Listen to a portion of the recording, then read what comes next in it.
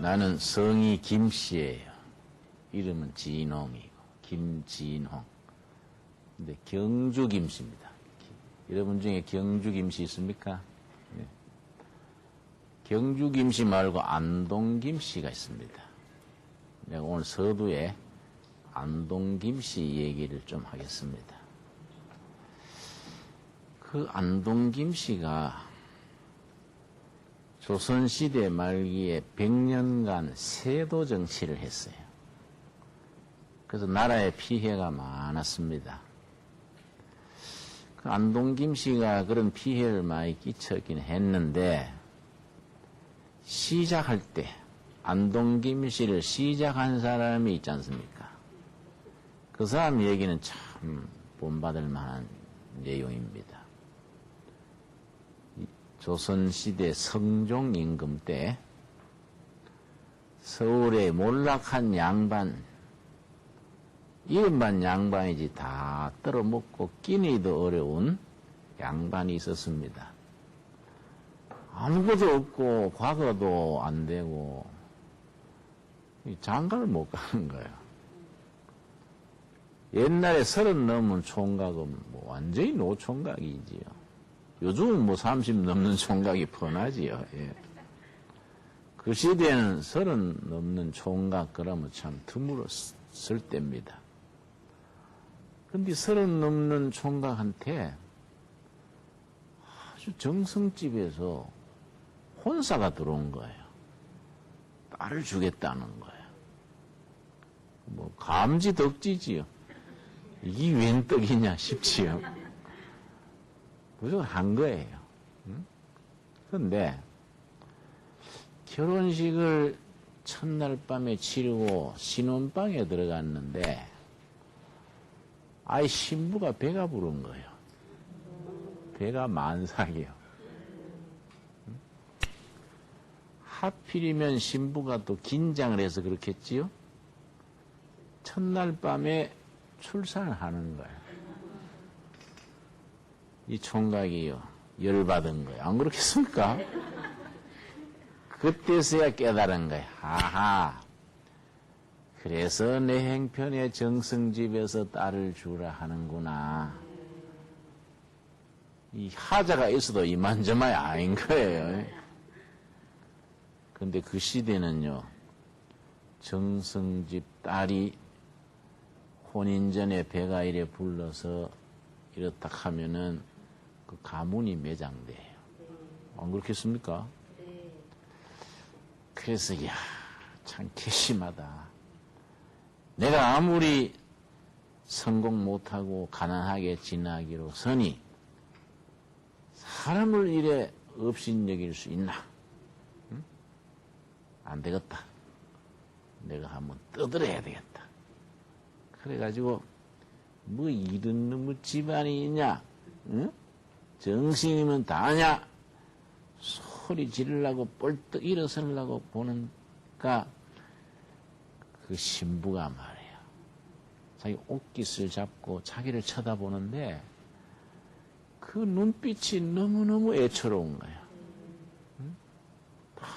너무 그 눈빛이 너무너무 안타까운 거야. 왜냐? 새신랑이 그 자리에서 소리 지르고 깽판 놓으면 본인들 문제뿐 아니라 그 집안이 완전히 몰락하는 거예요. 뭐 어떤 연고로 정성집 딸이 임신을 하게 됐는지는 모르지만은 그 눈빛을 보니까 너무 마음이 짠해요. 그 본래 착한 사람이지. 그래서 이럴 게 아니다. 내가 여기서 물러서자. 사람 하나 구하자. 응?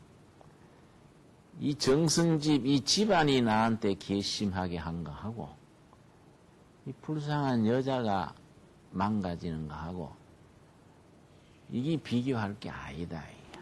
내가 과거도 못하고, 집안도 가난하고, 마음에 원해도 좋은 일 못하고 살았는데, 내 세상에 나서 한번 좋은 일 해보자. 이래 생각하고서는 그 자리에 주저앉은 거예요. 주저앉아가지고는 그 배가 불룩한 신부를 위로를 한 거예요. 임자가 어째서 이래 된지 몰라도 내가 참겠수다. 응? 이제는 내가 참을 테니 마음 놓고 나를 기대시오. 응?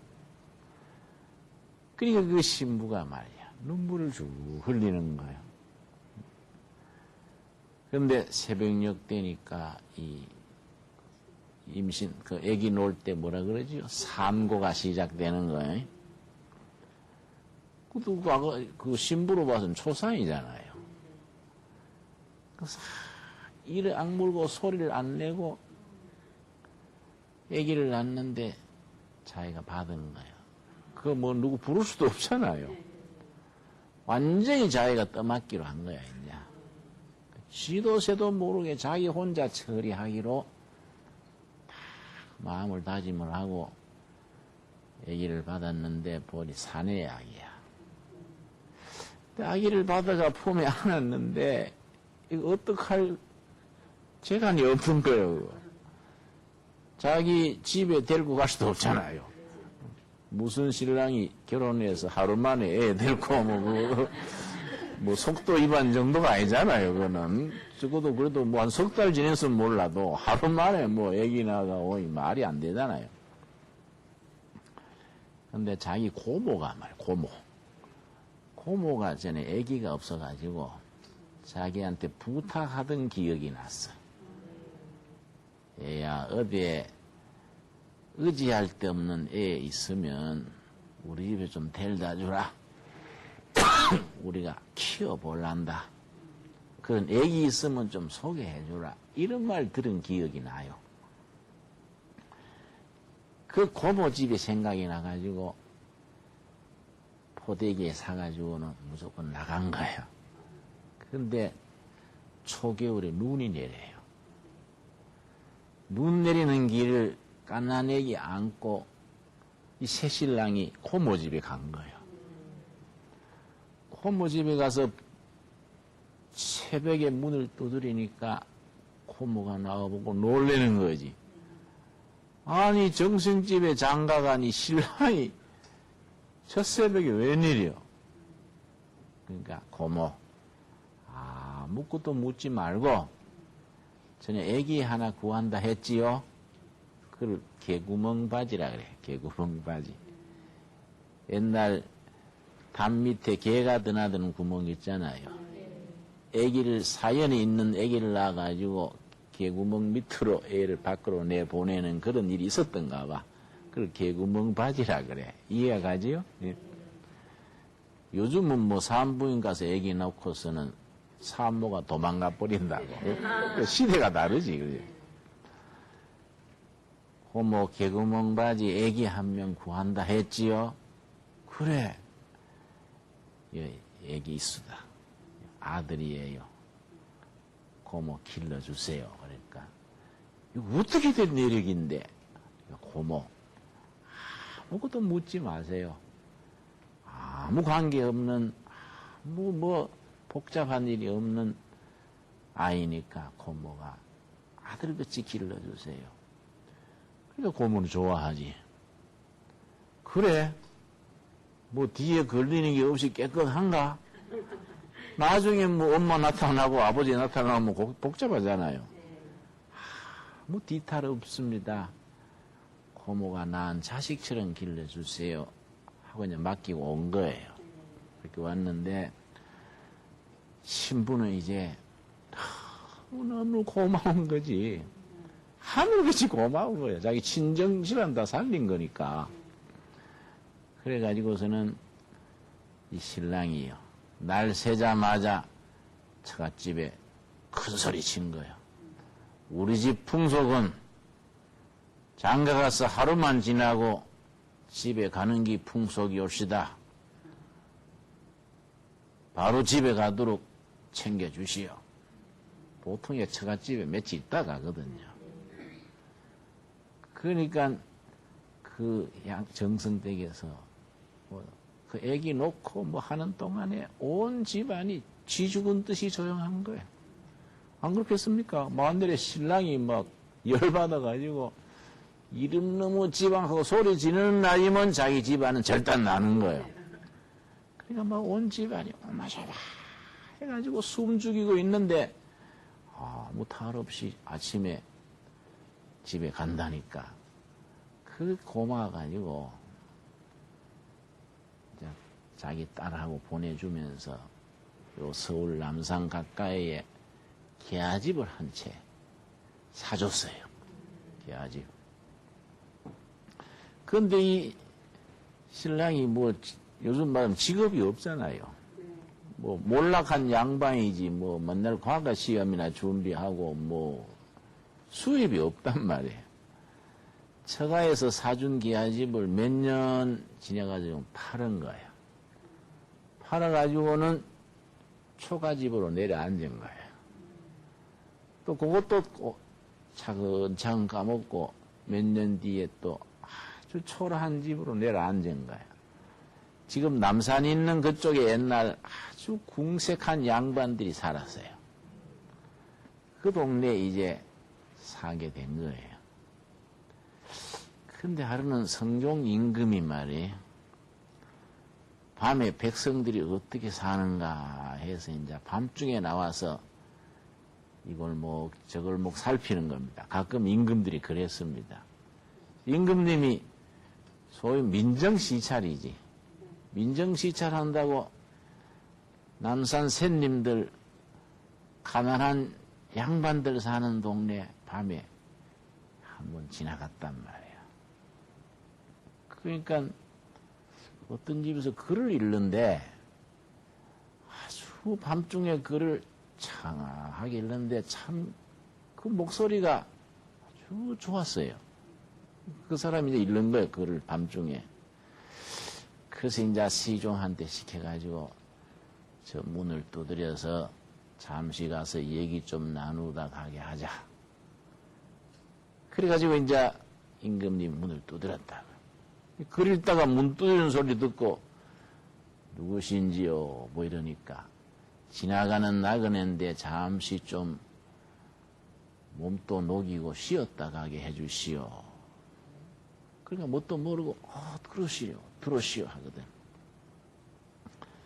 성종 임금이 이제 옆에 앉아가지고서는 뭐 세상에 재미있는 얘기 좀 해주세요. 이런단 말이야.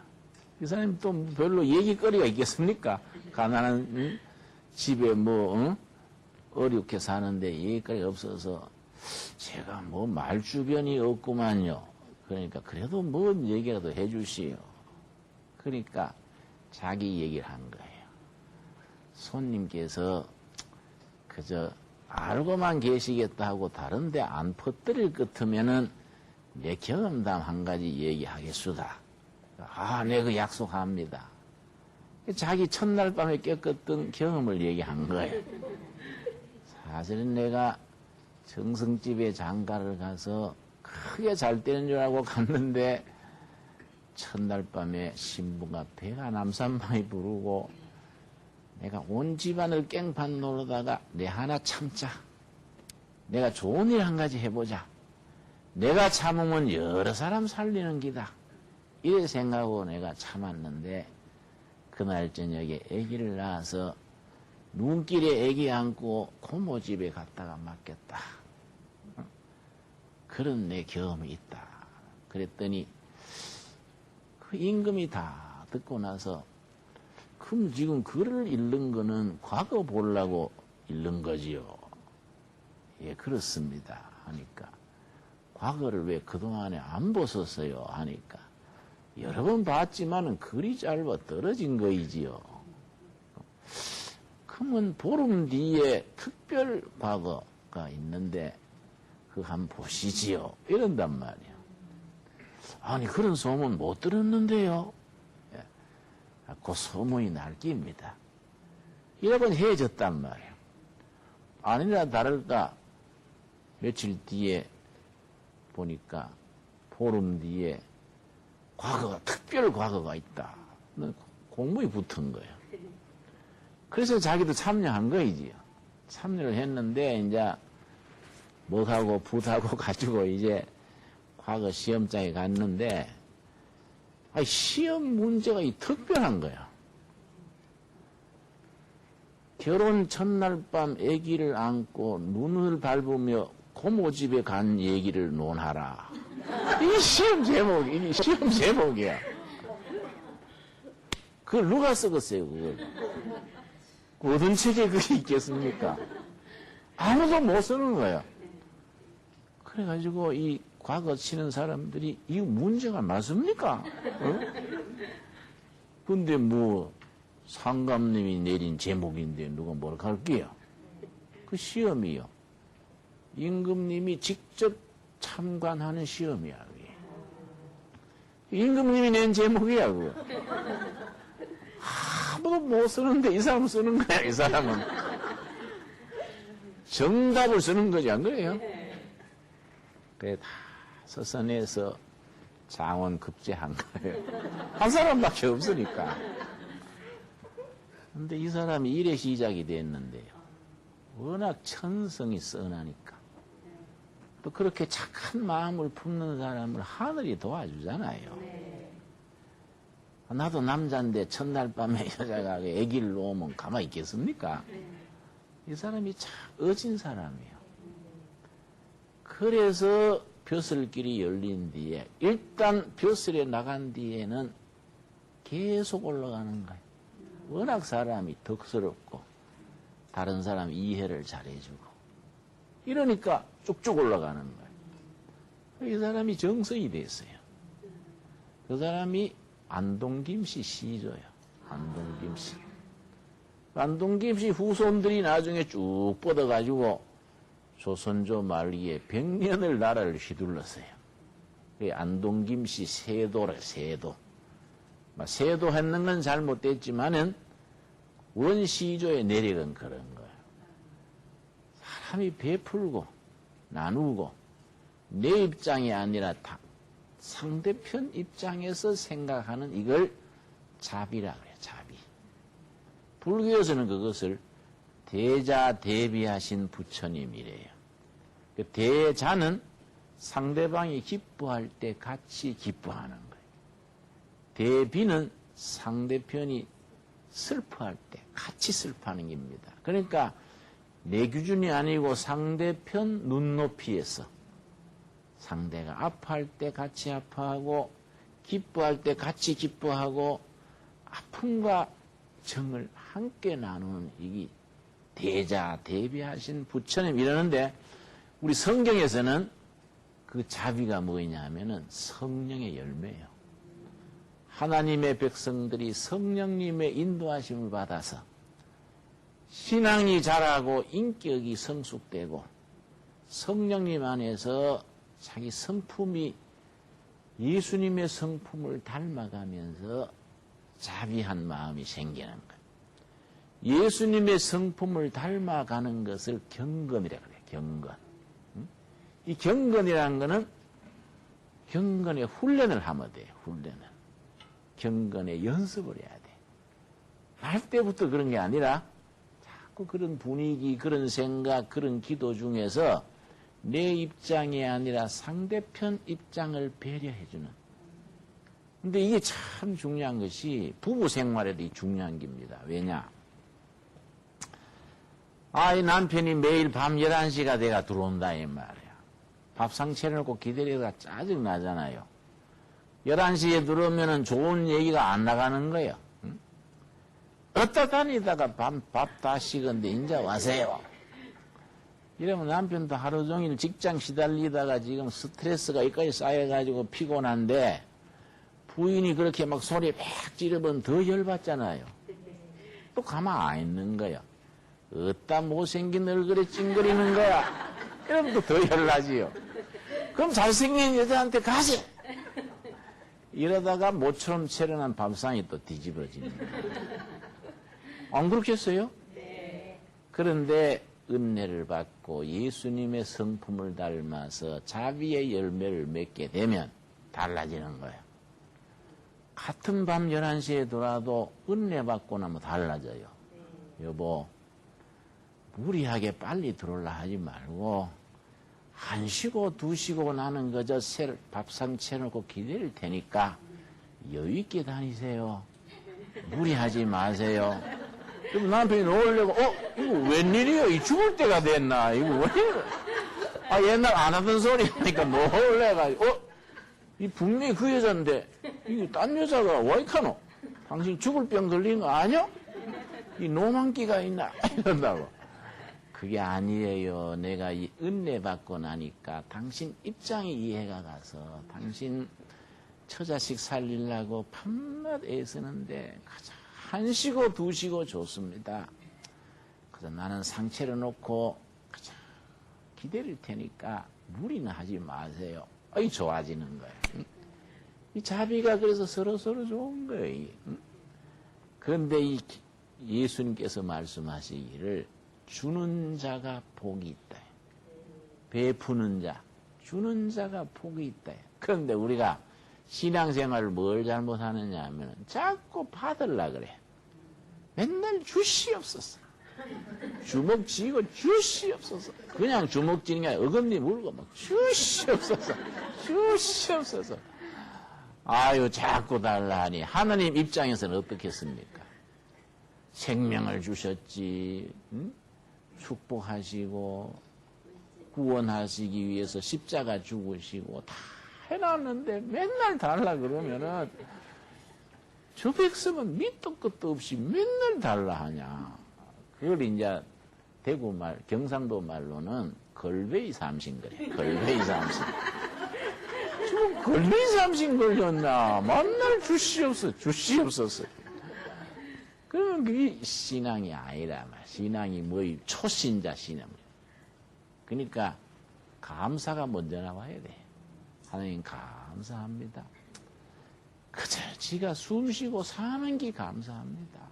하나님, 그 살다가 경제가 어려워져 가지고 양식이 떨어지면은 하나님 모처럼 다이어트 하라 하시는 줄 알고 지가 체중도 줄이고 굶으랍니다. 이렇게 하면 되는 거예요.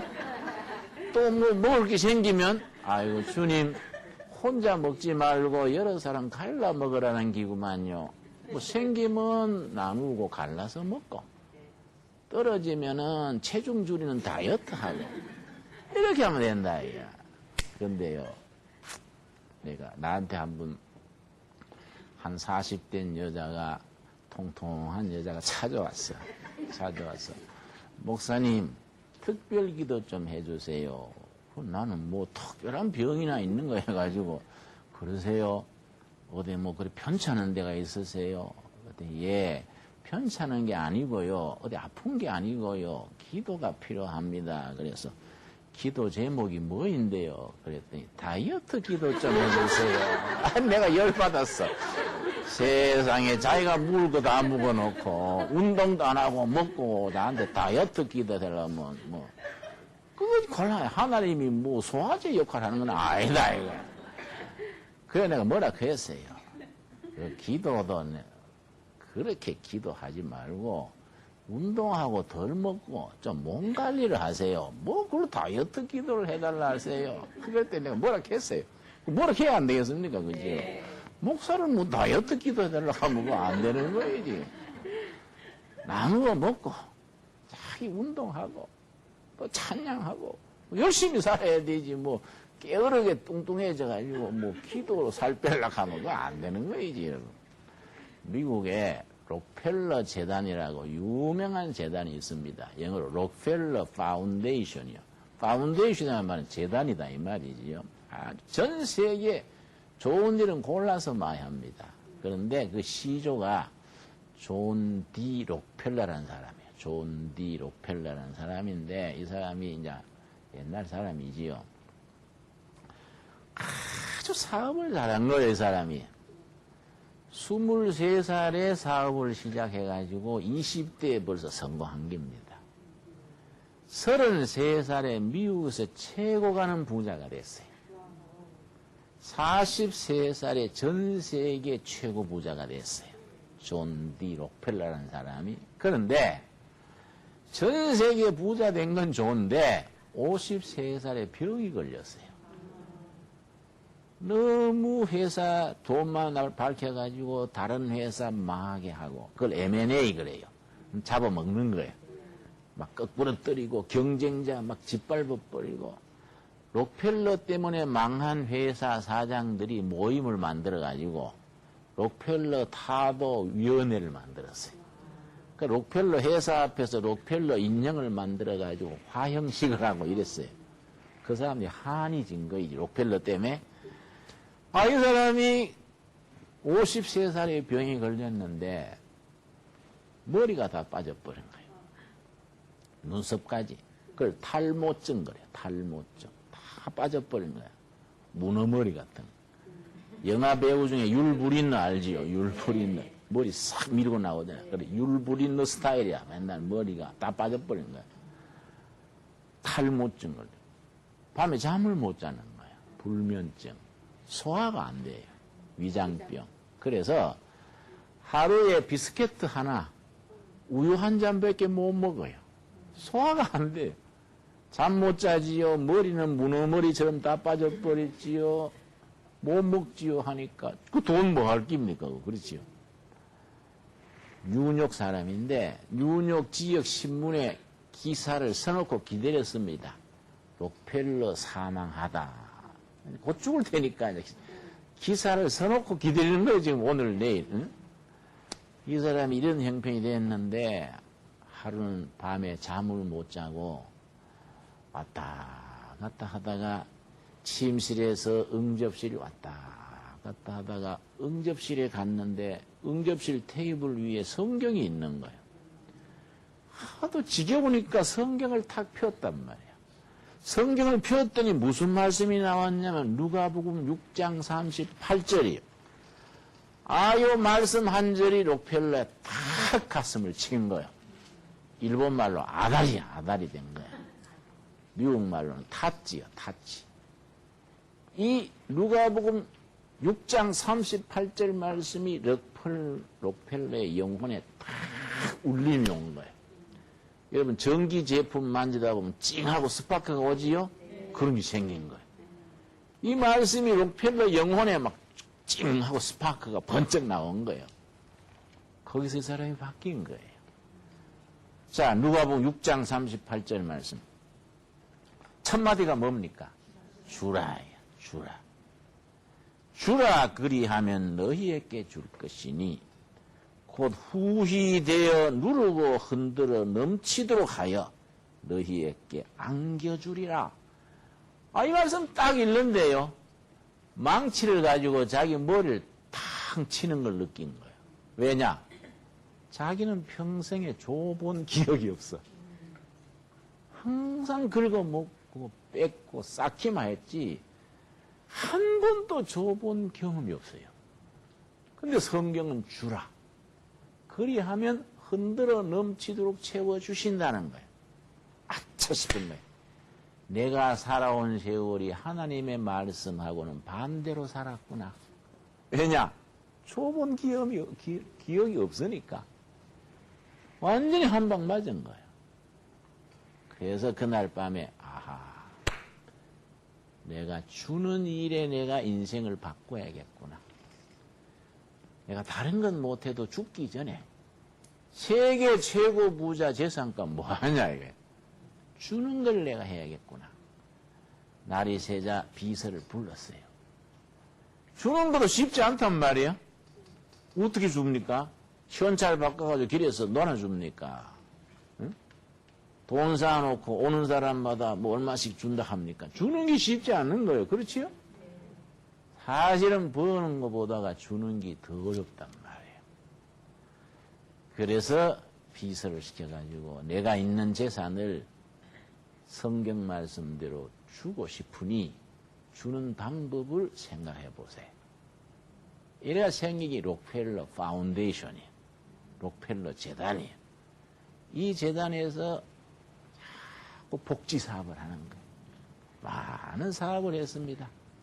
제3세계 지도자들을 미국에 데려와가지고 교육도 시키고 의학 연구도 하고 질병 퇴치를 위해서 약도 만들고 그래서 페니실린 있죠. 페니실린. 그 재단에서 돈을 대가지고 연구해서 만들었다. 606호 하는 주사약 들었어요? 606호 하는 주사약이 있어요. 그것도 록펠러 재단에서 돈을 댄 거예요. 그래서 그 약을 만든 거예요. 이런 일을 계속 썼는데, 이상하지요? 그때부터 잠이 오는 거예요. 그러고 소화가 되기 시작하는 거예요. 그때가 몇 살이라고요? 53살이지요. 그러고 빠졌던 머리가 다시 나는 거예요. 97세까지 살았어요. 97세. 97세까지 살다가 죽었어요. 록펠러 재단 만들어가지고 주기 시작하면서. 실제 얘기거든요. 그러니까 여러분 주위에 머리 많이 빠진 사람들 있지요? 얘기해 주세요. 응? 주면 머리 난다고 얘기해 주시면. 혹시 남편이 반틈 문어가 되시면은 얘기하세요. 우리가 성경대로 안 살아 그래요. 응? 성경대로 주면은 머리가 난대요. 록펠러가 그랬대요. 응? 실제요, 실제. 여러분. 주는 자가 복이 있다. 주고 베푸는 사람을 하나님께서 축복하신다. 그런데 주고 베풀고 사람에 대해서 너그러워야 돼. 너그러운 것을 관용이라 그래요. 야고보서 3장 17절 보겠습니다. 우리가 믿는 사람의 은혜 받은 사람의 성품이 있습니다. 은혜 받은 사람의 성품은 어떤 성품이냐? 야고보서 3장 17절 말씀. 첫 마디가 뭡니까? 오직 어디부터 온 지혜? 위로부터 온 지혜. 세상에 뭐 박사, 석사가 문제가 아니에요. 그렇지요? 진짜 박사는 베드로가 박사지요. 방에서 못 죽고 밖에 나가서 죽었으니까 박사란 말이에요. 베드로가. 석사가 진짜 석사, 성경적으로는 스데반이 석사라고요.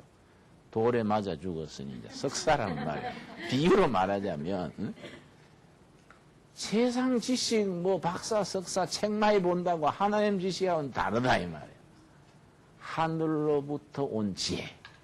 이게 이제 야고보 3장 17절. 오직 위로부터 난 지혜는 어디서부터 온 지혜지요? 위로부터. 뭐 도서관에서 책 보고 얻은 지식이 아니다 이 말이야.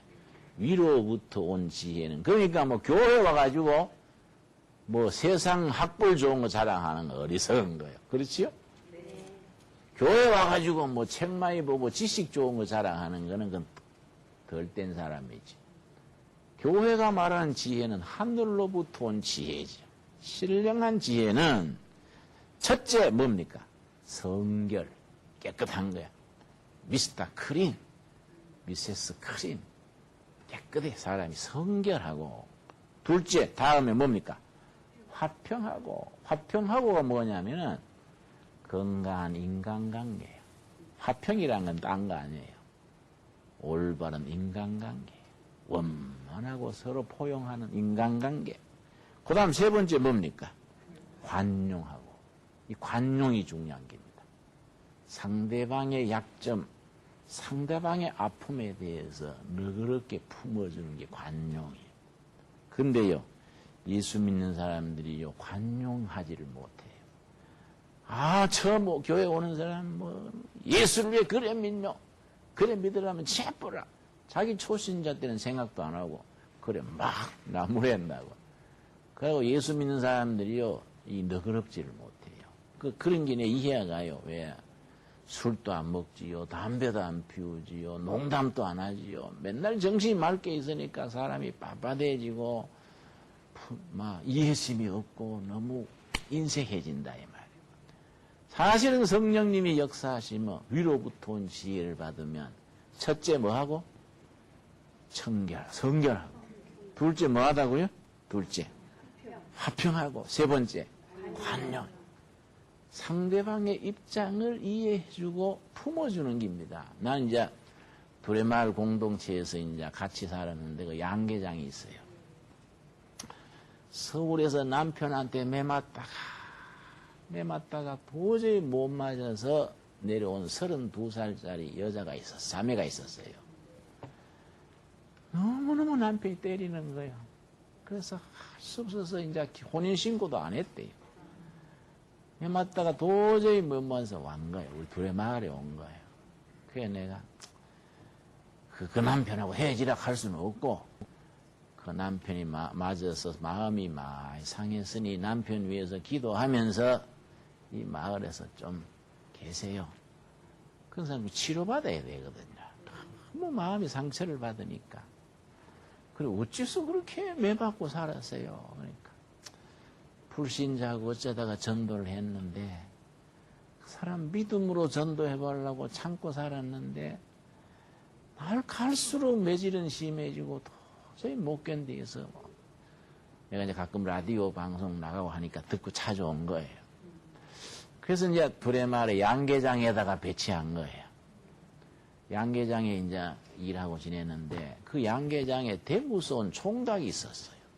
아주 결혼 안 해본 순총각이지. 나이는 또 동갑이라. 거기서 이제 둘이서 같이 일하다가 이제 가슴이 통한 거예요. 이제 정이 든 거예요. 응? 그러나 뭐 그러니 했는데 자기 이제 한번 남편한테 가본 거예요. 성질이 달라졌으면 합칠까 해서 이제 갔더니 벌써 딴 여자 후임이 와서 살더래. 후임이. 결혼 혼인신고도 안 했으니까. 그러니까 이제 그 남자에 대해서 부담이 없어진 거예요. 이제 후임이 와서 이제 딴 여자 때리고 살 거라고. 해방됐잖아요.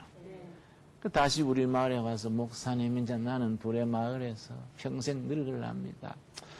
여기서 내가 열심히 섬기고 살겠습니다. 그래서 하여튼 간에 막 열심히 하자 했는데 아까 말했듯이 대구서 온 총각하고 이제 서로 통한 거야, 이제. 해가지고 이제 둘이 날 찾아왔더라고요. 목사님, 우리 둘이 결혼하랍니다. 목사님, 불의 마을에서 결혼하고 싶습니다. 목사님 허락해 주십시오. 이러길래. 야, 이 사람들아, 언제는 내 허락받고 연애했나? 응? 둘이 좋으면 하는 기지, 뭐. 둘 다 어렵게 살고 상처도 많고 하니 서로 위로하고 잘 그래 살도록 해라. 낮에는 양계장에서 일하고 밤에는 애기 놓고 밤낮으로 열심히 일 잘해라. 그래야겠는데 둘이서 이제 힘을 얻어 갔다 이 말이야. 그날 저녁에 둘의 마을에 다른 여자들 결혼한 여자들 5명이 나를 찾아왔어요. 목사님 하나 따질 게 있어 왔습니다. 그 뭔데? 그 아무개 결혼 그 허락하실 깁니까? 왜 그래? 좋은 일 아이가 이 사람아? 그랬더니 목사님 그거 할 줄 알았습니다. 응? 남자가 너무 손해보잖아요. 이러는 거예요. 왜 손해보는데? 그러니까 헌색씨가 수총각 꼬시가지고 그래 결혼하면은 총각이 딱 하잖아요. 아이고 그래서 옆에 또 딴 사람도 그래 생각하나? 그러니까 다 그래 5명이 그래 목사님한테 그런 결혼 시켜주지 말라고 따지려고 왔다는 거예요. 그래 옆에서 때 묻은 주제에 수총각하고 그렇게 순진한 총각 그래 꽃이 익어가지고 하면 되겠습니까? 그래서 내가 화가 이만큼 난 거예요. 뭐라고? 때 묻었다고? 때 묻었으면 목욕하면 되잖아. 응? 응? 왜 사람들이 관용이 없노? 그 언니는 그런 상처받고도 열심히 신앙생활하고 새 출발하는 것이 참 감사하다. 이런 생각을 해야지. 때 묻은 주제에 수총각 꼬시가 한다. 결혼하면 안 된다. 그런 소리 해가 되겠냐? 되기 뭐라 그래서. 사람들이 그렇게 자비심이 없고 관용이 없어가지고 되겠냐? 자네들은 뭐 신랑 만나가지고 잘 사는 게 자네들 잘나 그런 줄 아냐? 자네들은 하나님께서 보고 그런 시험 들면 도저히 감당 못할 줄 알고 처음부터 수준이 안 되니까 시험 안 준 거예요. 응? 그 언니는 그런 시험 거쳐서 더 영적으로 좋아지라고 시험이 왔다 생각해야지 때 묻었니 어쩐니 하면 되겠냐? 내가 그랬더니 머쓱해가지고 그 봐라 가지마자 하니까 와서 본전도 못 찾았네 이러고 툴툴거리고 간 거예요. 그래 날 받은 날 막 농악 울리고 돼지 한 마리 잡고 막 응? 그것이 내가 주례하면서 새신랑과 헌색씨가 결혼해서 낮에는 닭 잘 키우고 밤에는 애기 생산하고 밤낮으로 활동해서 두레마을을 번성케 할다. 그러니까 모두 아멘 또 그러더라고요. 우리가 믿는 사람이요. 상대방의 아픔에 대해서 관용이 있어야 돼. 관용. 아, 저렇게 고생하느라고 얼마나 힘들까? 나는 저런 고생 감당할 수준이 안 되니까 하나님이 편하게 살게 해주시는구나. 참 감사하다. 내가 뭐 도울 게 없을까? 여러분, 교회에서나 가정에서나 일터에서나 내가 손해보고 내가 썩어지고 내가 낮춰져야 돼. 그래서 거기에 관용을 베풀고 주는 신앙, 베푸는 사랑. 이 하나님이 기뻐하시는 신앙이다. 아멘이 됩니까? 자꾸 받으려 그러지 말고 맨날 받아도 주시옵소서 그러지 말고 하나님 받은 걸 줄 수 있게 해주십시오. 나누게 해주세요. 다른 사람의 아픔에 관용케 해주십시오. 그래서 여러분, 예수님이 하신 말씀 중에 요한복음 12장 24절 하늘의 밀알이 땅에 떨어져 하늘 그대로 있으면 하늘이다. 땅에 떨어져 썩으면 죽으면 많은 열매를 맺느니라. 여러분, 예수님이 맨 첫 번째 밀알 됐어요. 십자가에 죽고 무덤에 묻혔는데 부활의 열매 맺었지요. 12제자들이 또 죽어서 열매 맺었지요. 그 열매가 지금까지 왔는데 우리는 맹송맹송해 나 혼자만 살다가 하면 되겠냐 말이야. 그럼 열매가 여기서 끊어지는 거예요. 우리 하늘의 밀알이 대해서 희생하고 헌신하고 나누고 베풀므로써 열매 맺는 우리 성도들이 되도록 합시다. 예, 오늘 여기까지 하겠습니다. 예, 마치겠습니다.